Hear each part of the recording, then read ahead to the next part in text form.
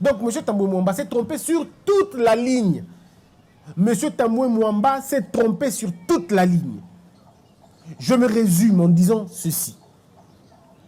Avec tout le respect que je dois au président du Sénat, M. Tamboué Mwamba, permettez-moi de dire que M. Tamboué Mwamba veut exposer le Parlement à la honte et au discrédit. Parce qu'il induit les gens à une errance juridique.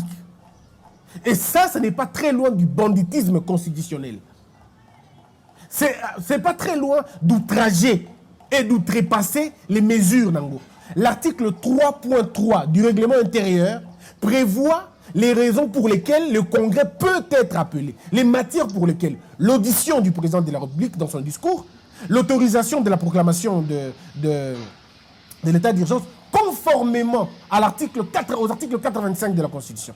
Cet article qui demande au président de prendre des mesures d'état d'urgence s'il y a des menaces graves, persistantes, tendance à interrompre le bon fonctionnement. Nous sommes de plein pied dans ces cas-là. Alors, à partir de quel moment le président du Sénat refuse intentionnellement de faire allégeance à l'article 85?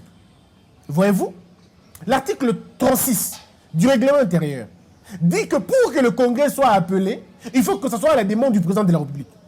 C'est toujours dans le même état d'esprit. Alors, M. Tamboué Mwamba nous parle de quoi à la fin? Nous refusons cette humiliation de l'institution président de la République par un coup d'amateur. Ce n'est pas une très bonne chose.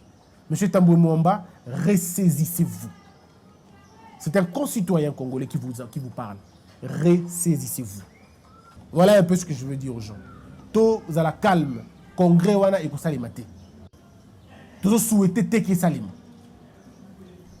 Que la peur quitte nos esprits et que Dieu bénisse l'air.